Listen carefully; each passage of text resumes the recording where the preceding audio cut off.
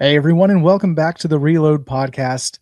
Along with Nathan Gilsleider and Marshall Scott, I'm Justin Southwell, and today we just wrapped up the first day of spring football under head coach Eric Morris. So regime change, everything is different. We're running around, different stuff. Now, unfortunately, we don't know what's going on because nobody can be invited to practice. Oh, wait! We were invited to practice, so we got to see what was going on, and it was nice. It was good to be there. There was a lot of positive energy and things that you would love to see on the first day of practice. And it was also a unique day because it was what I call a peppercorn day because it was hot and windy, just like the lifeguard in the Sandlot. So that was outstanding. Yeah, thought of that one on the way home. All right, so with that being said, we had a great time. We got to meet up with some old coaches. We all got to see each other also. We got to see each other. First time live in person, all three of us together, I believe. Yeah, we should have had Devin take a picture to commemorate the moment. I actually thought about that. I was like, we need to, for our cover shot. Yeah, that'd be nice. I don't think I brought out my phone the whole time, so I thought about maybe just being out there recording some stuff, having some extra footage for the YouTube version of the podcast. And then I was just too busy enjoying it in person with my own two eyes. So that was a ton of fun. But Nathan, this is the first time you've been there in the indoor facility in a decade, maybe? I don't know. Maybe not that long. 6 years? 7 years? Okay. Yeah.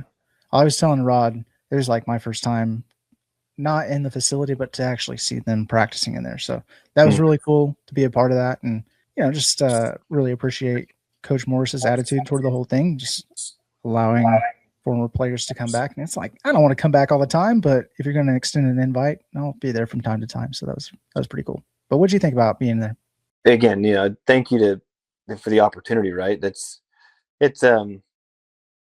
Coach Gundy was very, very tight, very, very strict on those type of things. And you can see that's just one of the changes, right, that Coach Morris has brought is a more relaxed atmosphere in that way. But, I mean, it was great. The guys were flying around. They looked good coming off the bus. You know what I mean? Like, that's not going to be a problem with this group. But it was a lot of fun getting to catch up. He still had Wes Edwards, equipment staff there, head equipment staff, and one of our old trainers still there, and actually Coach G, one of our strength coaches, is still there. So not all is lost. We still actually did know a few people, so got to have some good conversations and watch some ball. So that was fun, man. It was a lot of fun. You get a lot of excitement. You can feel it, right? You can feel it. It's a lot of positive energy, a lot of flying around. I thought the pace was really good. As you would expect on day one and helmets and spiders, but it was as expected in a good way. It was really good to see. The spider pads. Miss it. And it was fun walking up to Coach G. Gave us maybe about 30 minutes of his time while he had those guys on the bikes and everything. And it was great catching up with him. But I was reflecting on the way back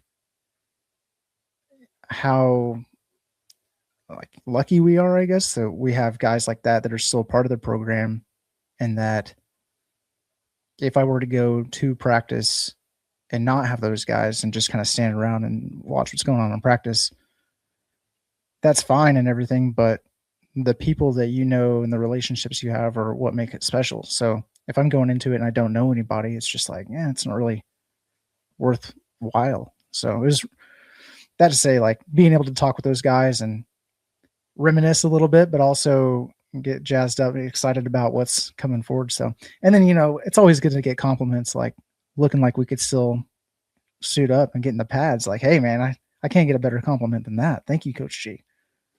Yeah, that's definitely couldn't do that. So, but no, you're right. That's something we were talking about with them. A few of them is like Oklahoma State was so far on the spectrum of the other way of every other university. Like, there was no turnover. There was no change. Everything was the same. That was our superpower for quite some time. Right. Until the players started changing more. You know what I mean? So it's just different. You hear a lot of good stuff, man, but it was fun and good to see Marshall live and in person doing his thing. So no, it's good. I saw Marshall and I was like, I gotta get out of this guy's way. Like, this is his livelihood, his job. I'm like, I'm not gonna track you down and talk to you the whole time, talk your ear off. I'll catch up with you later. So I'll let you do your thing. What did you think about it?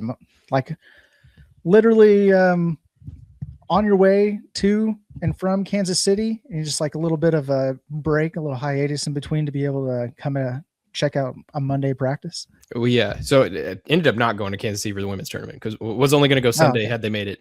We'll get to the travesty that happened at the end of that women's game later, but yeah, it was fun. I think I fall in line with a sort of like fresh energy that's running around. It was sort of weird for us because, you know, we'd historically been to those first 15 minutes of even Gundy practices, but they were all, you know, for the last however long I've been covering team, it was the same. You knew which direction drills were going and stuff like that. There were a couple times today, especially like running back drills. I was like standing in a spot and all of a sudden Caleb Hawkins is running like right in front of me and like, okay, I gotta go stand over here now. Like gotta find my way out of that. But yeah, I thought it was awesome. It was cool talking to, we got Morris afterwards. We got the coordinator, Sean Brophy, and Skylar Cassidy. We got Ethan Weslowski, the linebacker, and then we got Wyatt Young. I didn't get over to Wyatt Young, but Tyler's got a story that's already out on the site about Wyatt Young. So yeah, I thought it was cool. When talking with Morris, he was a little salty. He was like, it was windy today. We were throwing balls over heads. The defense got the better of the offense. Like he was like, that was like his initial takeaways. He was like a little pissed off, and it was, you know, the first practice. So I thought that was all fun and good. He did mention when we started talking about, somebody asked him a Chris Barnes question, and he said that, you know, he had a soft spot for smaller receivers. So whenever you guys got the compliments, you know, that you could still be playing, Nathan, I saw you today. Unfortunately, don't know that you fit the height requirement. Justin, on the other hand, sounds like they got a spot for you. So, but yeah, it was overall a really fun day. Yeah, I think the renewed energy. I'm excited to go back, and just sort of. It also felt like there's way too much going on. It felt like there was too much to look at, too many new players. They handed us all rosters. Mine's all nice and folded up because it's been in my back pocket between, you know, taking it out and putting it back in. But yeah, I think it was a blast.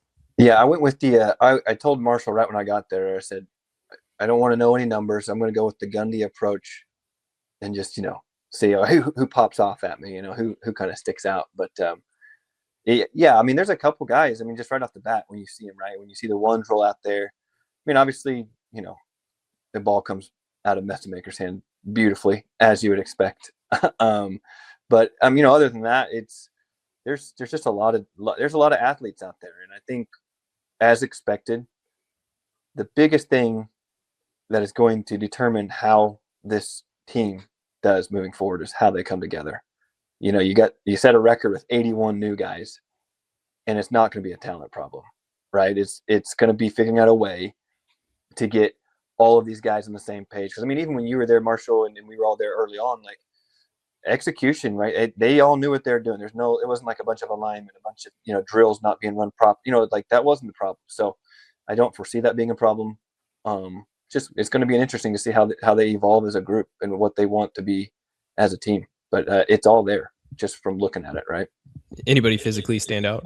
That's sort of all you can really tell in these first couple practices. Nobody's really going to. Yeah, well, I think size, right? If we're just going to look like size wise, right? You look at Donovan Green out there at tight end. He's sitting right, you know, out there next to and this is going to be a while. The new wide receiver from Illinois, Bowick, right? I mean, they're about the same height, right? He's just a little bit thicker, and you're like, okay, yep, that guy's a freak. That's why he was him, right?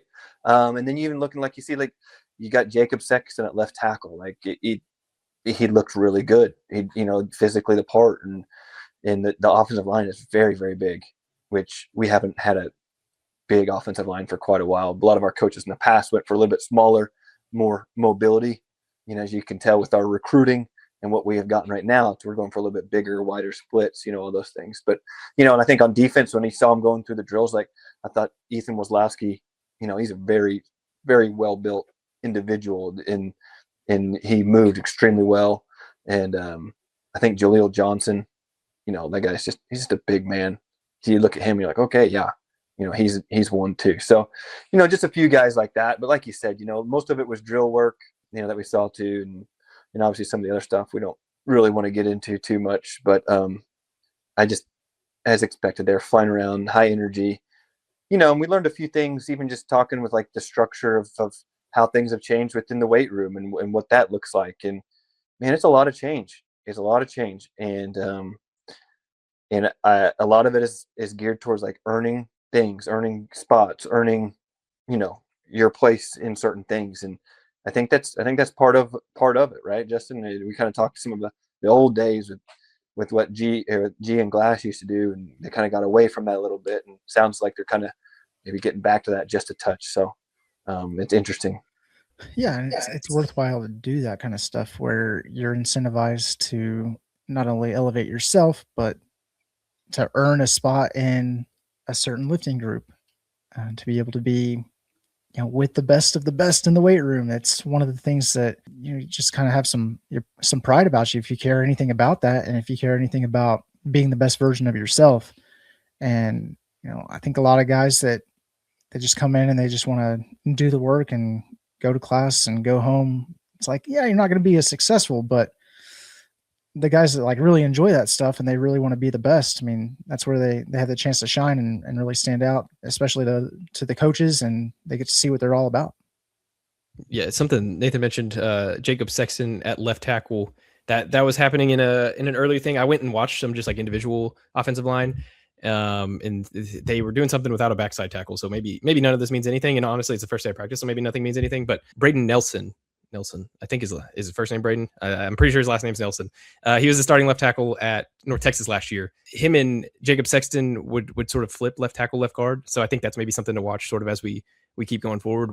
They would just like alternate and go inside and outside. So I think that's something that was a little interesting to me. Other than that, it's like hard to, there weren't stretch lines. There were guys going first in drills. Drew Estemaker went first. Caleb Hawkins went first. Stuff like that. But with it being the first day, it's like hard to have any too firm of takes on some of that stuff.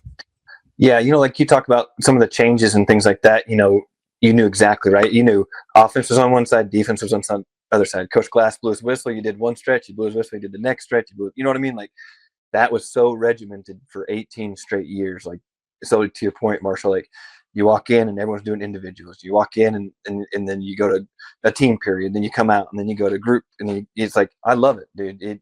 It's what we needed in, I don't know. It's just, there's no right or wrong. We're so used to it, but I think the fan base is excited for this type of change. This is what you wanted when you brought in Coach Morrison, cleaned house 99.9%. So it was fun, man. I had a blast. I look forward to the next opportunity to be a part of it, and I'm very thankful.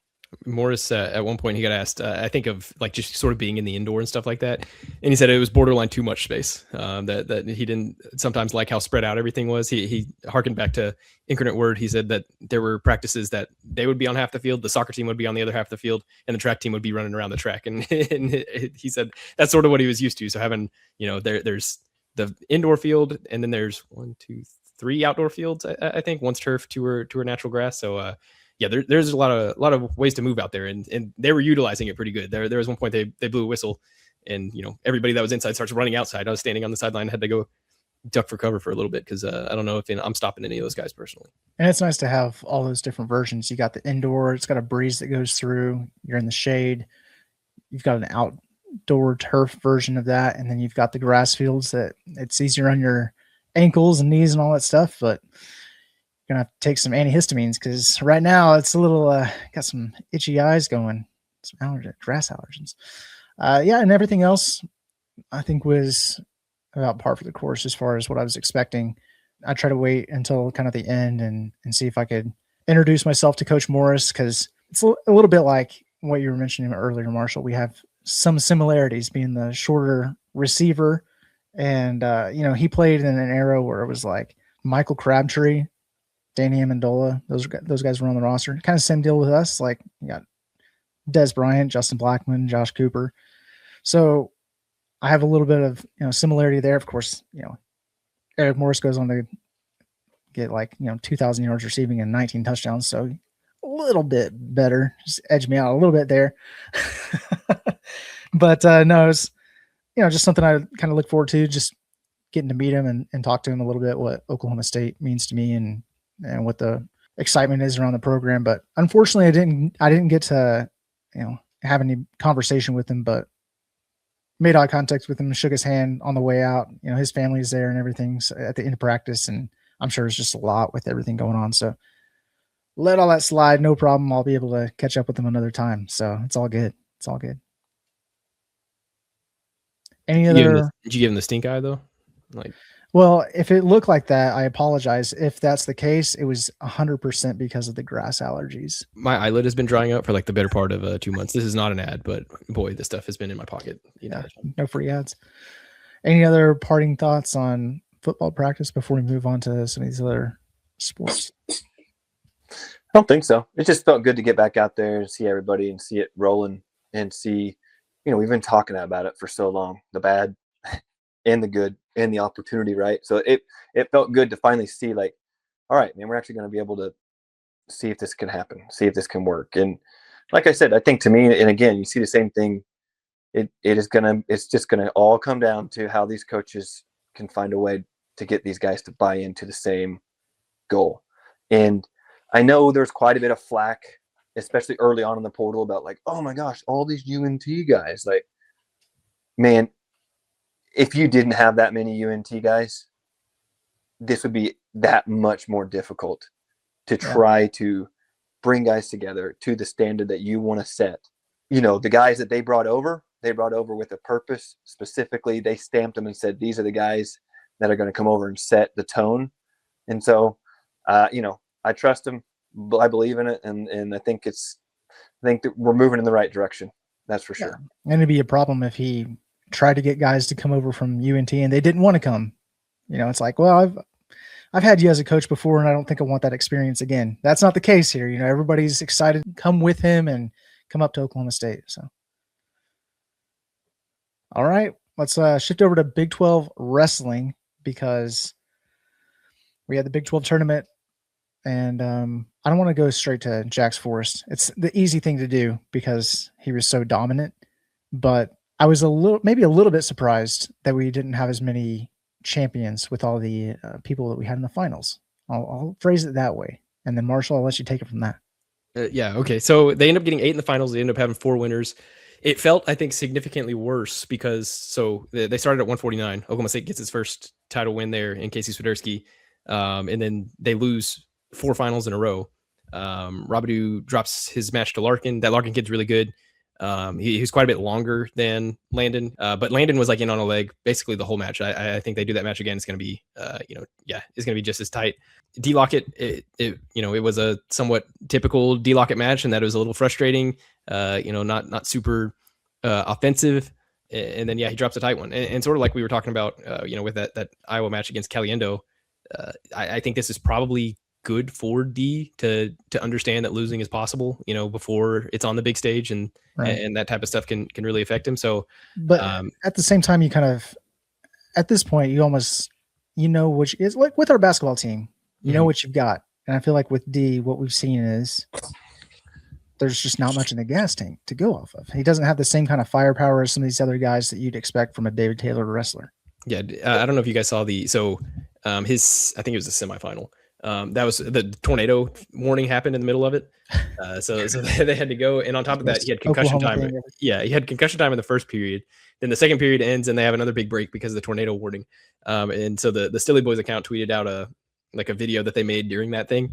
And I forget, one of the assistant coaches, the other team was like, no, let's just keep wrestling. Like, let's do the third period. And, OSU, knowing that D's gas tank has been an issue at different points, that assistant coach was like, nope, we'll see you in 20 minutes. And then they walked away, and he comes back and wins that match. But I think if it's frustrating, I think because it's there, the offense is there.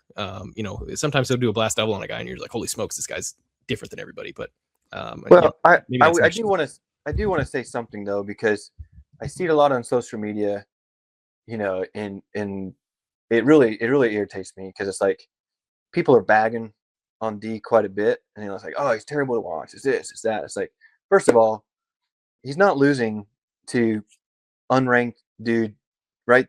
Every time he's lost has been to very highly ranked, very experienced wrestlers. Yeah, right? So and it's been 2 times. So thank you. Every time it's 2 times. It's been 2, right? So let's get that out of the way. Like, D's not lost a step. He's not done anything. Everyone had such high expectations for him. He didn't get taken down for the first 3 quarters of the year, right? So I think all that. Now, Marshall, you brought up a great point. It does appear that he's like holding in reserve because he doesn't want to, he doesn't want to lose it all and then not be able to finish strong. But it does seem like, I don't know if trust is the right word, but it's like a guy like Robidou, or even Jax, the growth since the first match, and you see some things he's done, right? Like, they are all in, bought in, and they look and they have a plan. And if you listen to guys, you're always there, Marshall, but on ESPN Plus, they do such a good job of calling these matches and these people. And it's like almost all of our wrestlers have a certain pattern that you can pick up on, and they always say something like, you can tell David Taylor's really working on him to cut the mat in half or do something along those lines, right? And D doesn't seem to be doing what a lot of the others are doing in that way. So I don't know if that's a trust. I don't know if that's D wants to do it a different way and they're okay with it. So I don't want to like act like I know anything, but that's just kind of a few things like I've kind of picked up on in this latter half. Is some of these guys are really all in, trying to get offensive. Even some of the matches you'll talk about that we did lose. They were great matches, and it wasn't for lack of effort or anything like that. Like the Robidou match, like I could have sworn he had him. Like, he had the takedown like at least 3 times, and more power to that kid. But it just kind of seems like maybe he's still holding on to maybe some of the style that got him here, not as much as this is how we want to wrestle as a team. Does that make sense? Maybe I'm reaching. I don't know. Yeah, I think that makes sense. I think it's probably also tough for, a guy like Lockett who's, just won everything that he's, basically ever been in to maybe adjust as quickly. But yeah, like I said, I think it's only, he's only a freshman. It was like his 20th college match, maybe. So yeah, I think it's probably just a matter of time till David really turns him into the freak that he will be. But I'm still all in on Lockett, by the way. It was not me really even criticizing. Like, I'm just trying to kind of figure out, like, I think he's phenomenal. I think he's going to be great. Yeah. So picking up from there, 174, Alex Facundo drops a tight one at Cam Steed. Really the big issue, and you can't really say this, but Facundo got caught on his back in the second period, gives up 4 near fall points, and then he was playing catch up from there. You can argue if he didn't get caught on his back, but that's not really how wrestling works. So also got a gnarly gash on his eye. I don't know if you guys saw that in his brow. Devin's got a couple good pictures of it. That thing definitely needs stitches.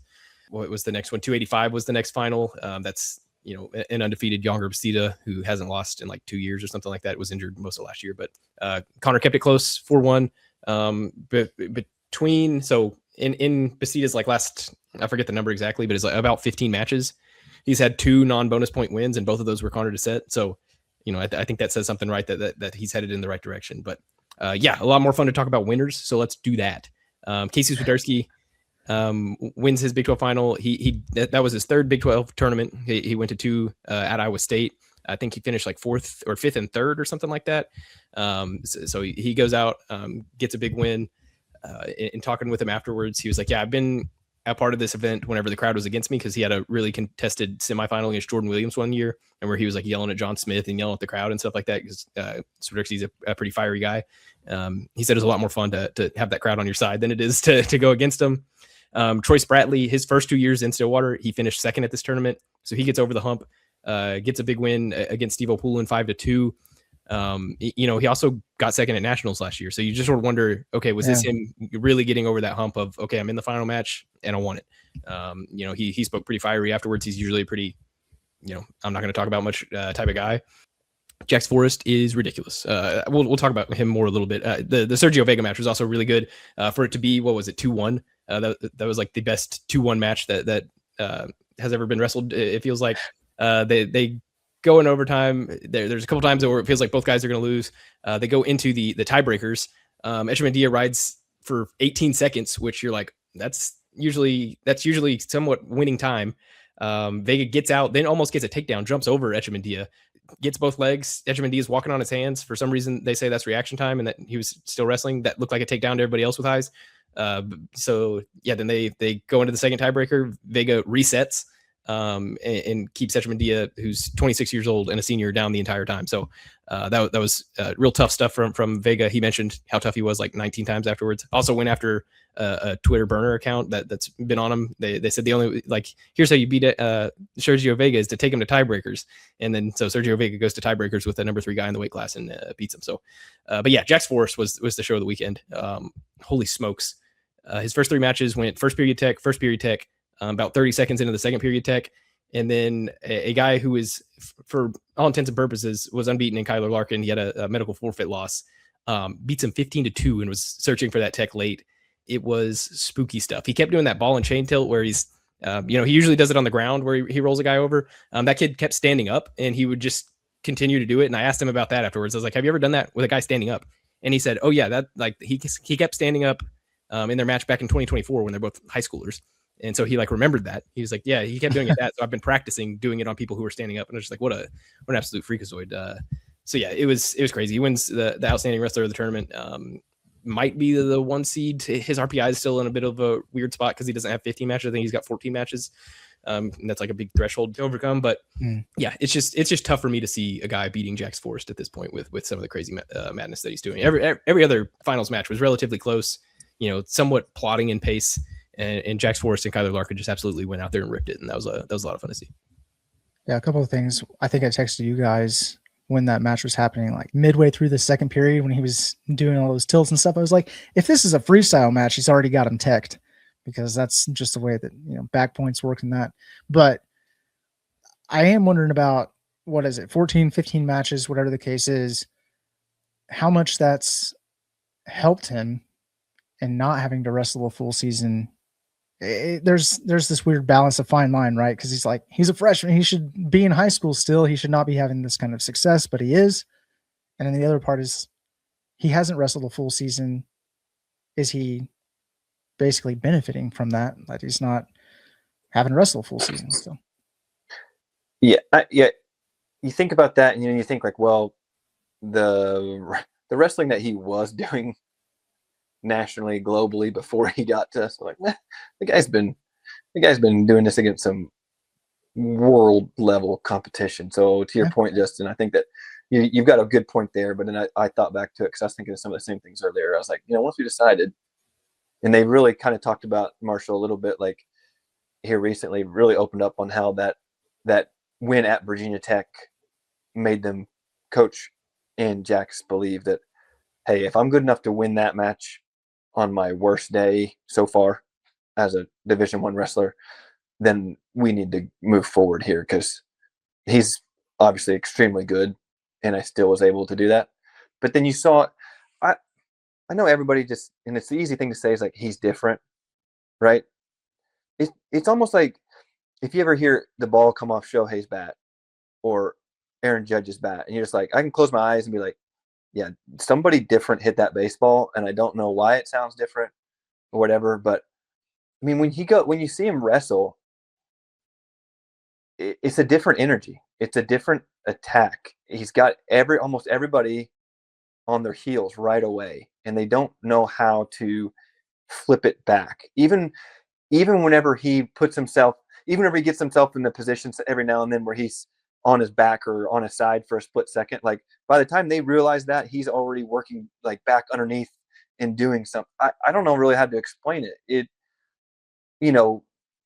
Some of the greats of all time in wrestling have lost nationals, right? In Gable Steveson and just, you can go down the list. And I'm not saying he's going to walk through this 133 and be a national champion and like, hey, this is easy. He's going to go 4 times in a row, right? I don't think any of us are saying that, because it's wrestling and anything can happen. But my goodness, the way that he's getting after these dudes, relentless. That's the word that keeps coming to me. Is he is absolutely relentless. There is at no point. I mean, ever since the Virginia Tech match, I think he's given up 12 points, and all of them have been because he's let them go. That's it. I mean, he's just a machine, and he's not even into his grown man body yet. Like, he looks like a high school boy, and I don't mean that in a negative way. Like, he just looks, and he's like, it doesn't matter. These kids are physically more mature, and he still is just outworking them. It's such an impressive thing to watch. Like, I truly, truly enjoy watching all, 7 minutes of his matches. Like, they're just awesome. Or they don't go 7 minutes. Yeah. Yeah. yeah. It's really cool to see, because as a wrestler, I would know, like, in my mind, I know that what I should do is stand up and get a counter here, and I'd be able to get some points, take this guy down, whatever the case is. And in my mind, I would want to do that. And then, lo and behold, you're facing another human being who wants to do the same thing or the opposite and keep you away from doing that. So it's a lot harder to do that than you'd think. And there's sometimes it's like willpower just takes over. You have to do it. You got to do it. And sometimes it works. Sometimes it doesn't in wrestling. That's just the way it is. Jax is just doing it. Guys are knowing, like, hey, I understand your wrestle's kind of funky, whatever, but they can't stop him. And then whenever they think they can and they think they've got him, it's like Jax already knows what they're about to do and is able to counter it perfectly. It's insane. One of the best wrestlers. I mean, we've got a small sample size, but he's proving to be one of the best wrestlers we've ever seen. Yeah, I'll just we'll continue to talk about this as the Nationals gets closer, but just a quick little early preview of the 133-pound weight class. So it's going to be the top 4 seeds are all going to be freshmen. It's going to be in some order: Jax, Marcus Blaze from Penn State, Ben DeVino from Ohio State, and then Aaron Seidel, the kid that Jax wrestled at Virginia Tech. Blaze wrestled Drake Ayala, who's the Iowa kid that Jax teched. He wrestled him in the Big Ten semifinals this week. Blaze won 4-1, and you can't. It's not really. You can't just say, oh, because this guy beat him by worse in wrestling. It's obviously it's not like that a lot, because Blaze just wrestles a more methodical style. But then Ayala went on to get third in that he beat Lucas Bird, last year's national champion. Lucas Bird was undefeated coming into the weekend, and he actually lost twice. Ben DeVino beat Marcus Blaze in the Big Ten final, but Marcus Blaze beat DeVino in the duel earlier. So they now both got 1 loss. Seidel's got 1 loss to Forest. Forest has no losses, but he joined at the semester. So like his RPI might not be quote unquote good enough to get in that top spot. So I don't know. It's going to be that's going to be so much fun. A lot of people are hoping that they just put Jax and Blaze on one side and DeVino and Seidel on the other. That way, the semifinal isn't just rematches between Blaze and DeVino and then a rematch between Jax and Seidel. But man, I can't wait to watch any 4 of those guys wrestle each other. And then lastly, just a couple of stats from Big 12. So sort of mentioned this. Jax outscored his opponents 70-12 this past weekend. All 12 of those points that he gave up were escapes, when he's essentially just letting guys loose. This was the program's 57th conference title. They finished with 176 team points, which is a half point shy of the conference record, which OSU set in 2017. David Taylor is the second Big 12 coach to win team titles in his first 2 seasons as a head coach since Cale Sanderson did it at Iowa State. So, a lot of good things happening. The Cowboys they'd already surpassed their team total at the end of day 1 on Friday that they had last year, which still won the event. So, needless to say, the program is definitely headed in the right direction. I text you guys like after this Swiderski match, and then the following some disappointments. Like, it's kind of disappointing. And then obviously we cleaned out the last 3, and it was like there's 2 main takeaways I kind of had, like, just as a team in general. It was like, it was pretty good to see essentially somebody versus Oklahoma State in every final again. Like, all right, this is great. It was OSU versus the Big 12 All-Stars. This is great. Like, this is great. Awesome. This is where Oklahoma State needs to be, right? This is where we need to be. But I will say, like, the lack of being able to finish. Again, these are other very good wrestlers. So this is not me like saying they should have or they need to, you know what I mean? But when you compare it to who we're trying to take down in a Penn State, and then you look at what we can probably all agree on, the Big Ten is a better wrestling conference overall. And I think they took 7 out of 10. Yeah, 7 or 8. It was ridiculous. And so it's like, we're not there yet, but we're getting closer. And these young guys, as they continue to mature, and this, you know what I mean? Like, you see the vision, you see us getting there. And I legitimately think, like, a second place is well within reach for these guys at nationals. And not that that's the goal, not that anybody should be, that's what you're looking for, but we haven't finished second place in quite a while, guys. Like, I know it's Oklahoma State wrestling, and we're never going to say second place is our goal, but it is okay to say, like, that is the path to get back to where we want to be. I don't know how you guys feel about that. That's kind of my main takeaways, kind of watching and looking at both. Yeah, just if you have any kind of reasonable expectations, that's what you're shooting for. It's like, yeah, it'd be amazing if you were able to pull off 1980 Miracle on Ice and knock off Penn State right now, but it's probably not going to happen. It's a realistic expectation. And then individually, you just want to see those guys go out and have success and then rack up more All-Americans for the program. And it's like, that's all you can hope for. That's the position that David Taylor's put these guys in. And for the most part, we've been fortunate with injuries and not having too many injuries. So they're hopefully peaking at the right time to be able to do that. I mean, outside of Ryder, I mean, I think there's legitimately like 9 guys that can All-American.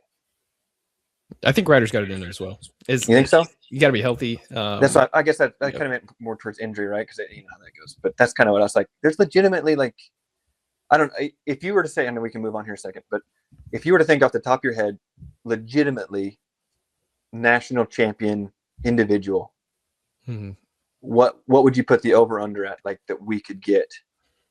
I think the over-under would probably be set at 1.5 because you'd be leaning Jax and then maybe Vega. I think like 49 is not a terribly strong weight class this year. So I think Swiderski, he's got a puncher's chance in that. Robidoux got a puncher's chance at 57 for sure. Spratley though. That's what I was saying. Like 2.5 is what I'd put that. I was going to say, I was going to put it like at 2.5 to 3. Yeah. That would be my. I think 2.5 is probably. I think that maybe more people, nationally would take the under there, but I think I agree, but I think like a guy like Robidoux, the way that he goes and gets points, like that's a really good style in tournaments, right? I think you're not waiting and hoping you get these 1, 2, and 1 matches. The way that Spratley's been coming out the last several matches and going for the early takedown, right? Oversight on my part for not mentioning Spratley for sure. He's in. So I think I think we're kind of in line. Obviously, a little bit of orange glasses there, but I do think it would not surprise me if we got 2 of any of them. Right, because you know how it goes. Any of them can fall. Outside of Jax, they're all right there with everybody. And Jax, like we just talked about, that's an extremely difficult weight class. We've not seen him go against yet. So, and it all depends on the matchups too. Absolutely. Whenever you have the Big Ten tournament, you've got 7 out of 10 are Penn State champions. You're probably looking at 6 or 7 of those guys going on to win the national championship. So, how does that line up with the best wrestlers at Oklahoma State? And how many of those guys are going to be meeting in the finals versus sometimes they're going to match up in the semifinals. And so just the way that the bracket shapes out and the matchups between the two, like how that can all fall into place.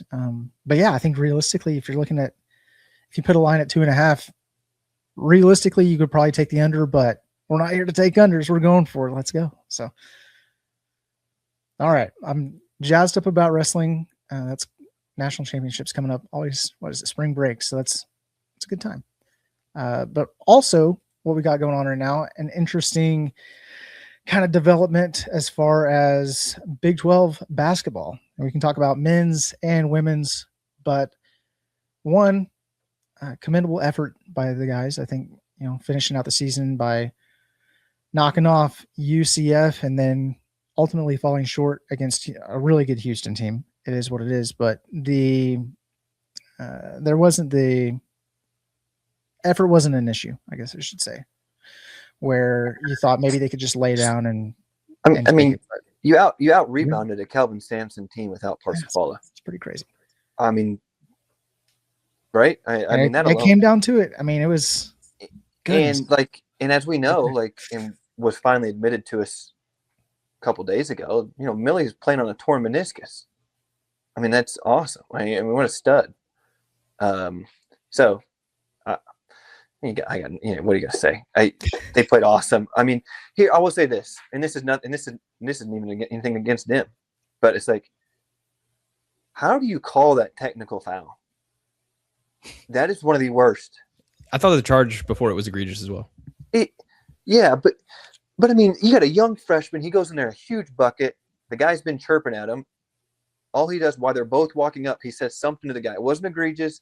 He didn't say anything like, and then they get 2 points. They make the 3-pointer. Then they go up by 5. And it's like, oh, such a big moment. And it really irritated me. But overall, you know, it is still impressive how they lay these eggs, you know, Cincinnati, whatever it may be. And then they come back with these efforts that, I mean, just really impressive. And I don't know.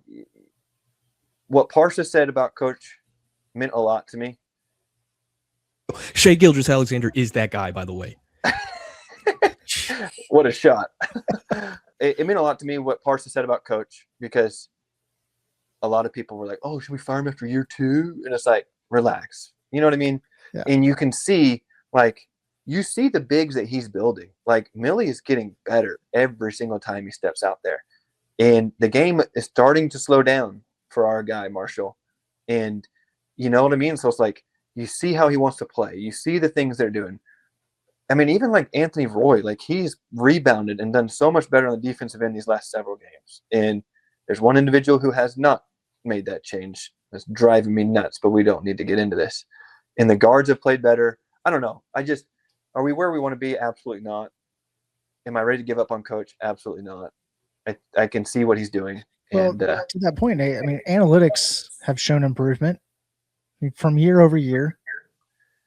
And we have a more promising recruiting class coming in to replace these guys. So, well, a lot of things to look forward to. Yeah, and when you look at, like, it is, and we talked about this before, but and we even talked a little bit today at football, Justin. It is unbelievably difficult to get transfers in, to buy in, to know their character, to do everything. You know what I mean? And let's just be fair. Like, we missed it, at least on one, maybe 2, that you thought were going to be really high impact guys, and they haven't been. And it's really killed us. I do want to talk about upcoming Big 12 basketball tournament. So Oklahoma State is the 14th seed. In the first round, they faced Colorado. We have a chance to potentially win some games here, guys. So Colorado, then TCU, and then Kansas, which, by the way, Kansas being ranked 3rd might be the biggest blessing in disguise for them, because on the other side, you've got Arizona at 1, Texas Tech at 4, Iowa State at 5. This tournament is just insane. I mean, we're going to be able to watch a lot of really good basketball. But Marshall, what do you think we've got? What are your expectations going into this thing? Yeah, I think the draw, as far as to get to a top 4 seed, I think is actually pretty favorable for Oklahoma State. I think that Colorado game's winnable. Who's the second round? TCU. TCU. That's obviously they've been right there with TCU twice and have found ways to lose those games instead of win. So yeah, I think those are 2, winnable games. Maybe you get a little bit of momentum under your sails. But then you'd have to, obviously, you need to beat Kansas at least to get anywhere near the NCAA tournament picture again. You might have to then, win another game. But I think as far as the way that the bracket shook out, if Oklahoma State was going to have to be one of these teams playing, on day one, I don't think it's too terrible. Just like you mentioned, the guys seem to be playing hard right now. Hopefully that continues. Playing away from Galgriba has been a bit of a trip for this group a little bit.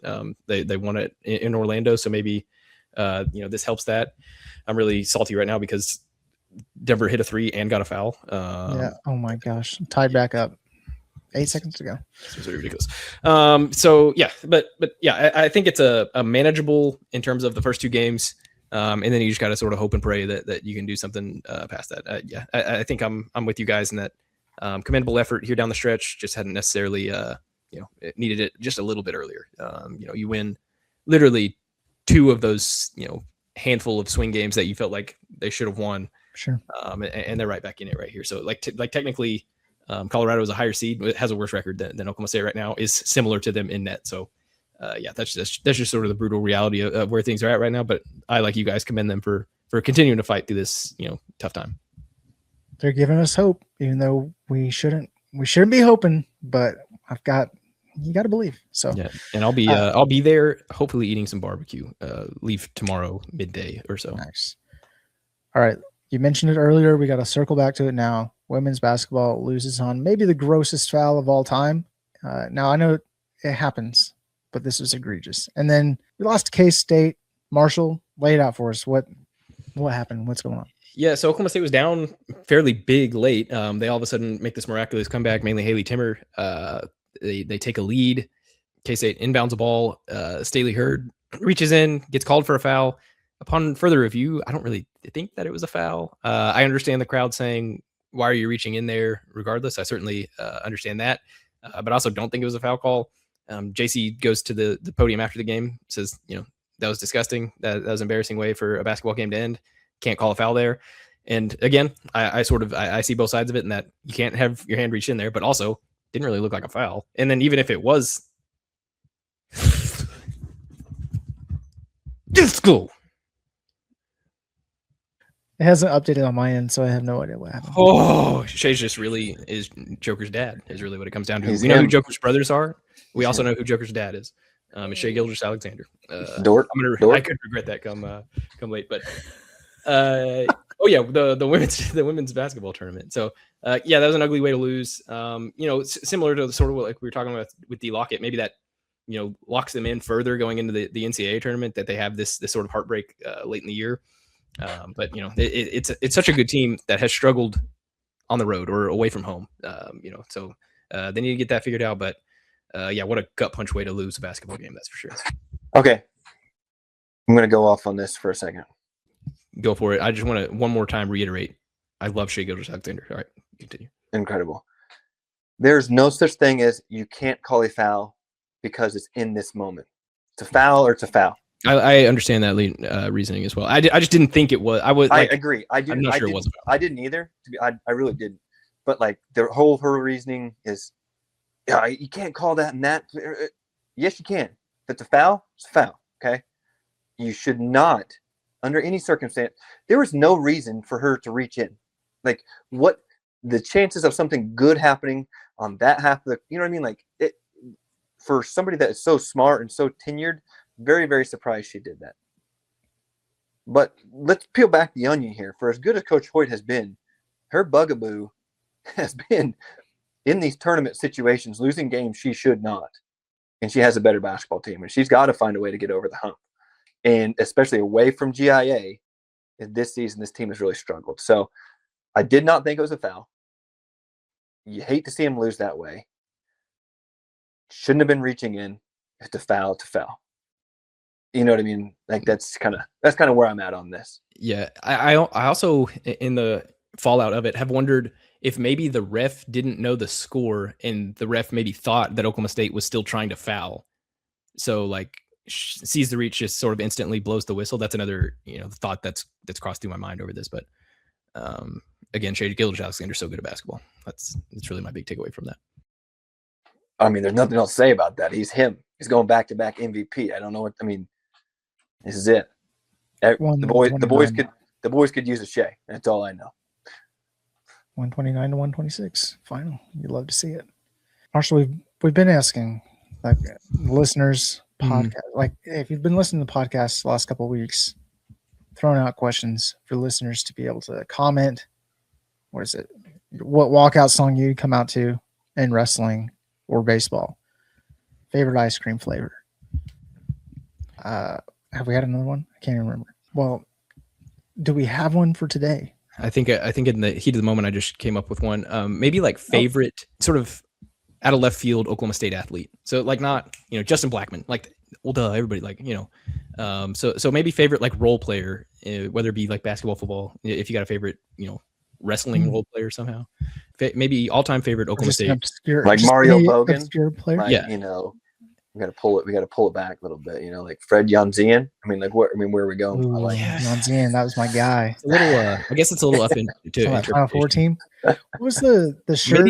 The shirts that the women were wearing, not the women, like the girlfriends and stuff were wearing, like real women. Daniel wear Bobbick's orange. wife was wearing the cool chicks wear orange or whatever. Cool chicks wear orange. That was it. Maybe instead of who's your favorite, just maybe name an obscure Oklahoma State student athlete. I like it. Yeah, I like it. Eve Batoba.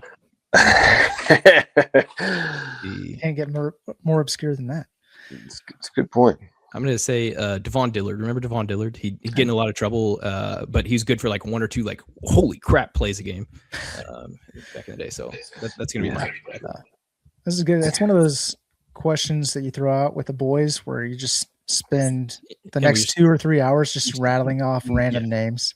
Yeah. So you and your boys get in our comment section and just start rattling off names if you don't mind. I mean, I got to go with my guy Hubert Anium. You know what I mean? Like, Hubert. That's my guy. Hubert. It's my dog. Yeah, guys like that. You gotta give us something. Baseball, you know, because everybody, you always see those memes or whatever, and it's like, guys could just talk around and just say, some random athlete's name, and that's all they have to say, and they just keep going. Like, you're exactly right. These guys being dudes, really. Do that all day. Isaiah Anderson. Ike. You can get a little Ike in there. Yeah, I like it. I like where this is headed. Mm-hmm. I'm excited to see some of the obscure pools. I think there's going to be some Googling that I'm going to have to do for anybody. Yeah, I mean, we can do, it doesn't have to be football. It doesn't have to be basketball. I mean, we're talking, it can be some, it can be golf, it can be wrestling, it can be. Peter Uline. Well, that's a little mainstream, but I like it. Golf is the percent. I like it. Yep, well, that's good stuff. All right. Well, drop that in the comments. Like, share, subscribe to show your support. Hop on the chamber. We can get a chamber thread going with this as well in case the YouTube algorithm decides to kick us off for having too many random names. It looks like bots are spamming or something like that. It could happen. It could happen. In the meantime, keep those pistols firing and remember to reload. Go Pokes.